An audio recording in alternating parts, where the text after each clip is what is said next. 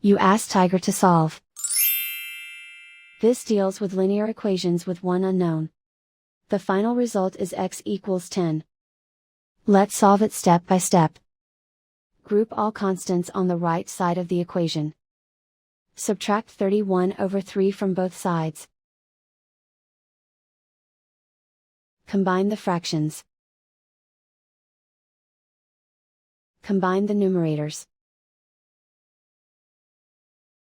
Reduce the zero numerator. Simplify the arithmetic. Combine the fractions. Combine the numerators.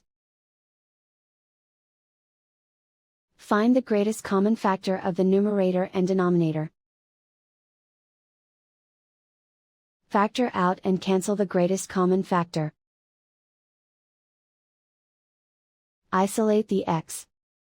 Divide both sides by 2. Simplify the fraction. Find the greatest common factor of the numerator and denominator.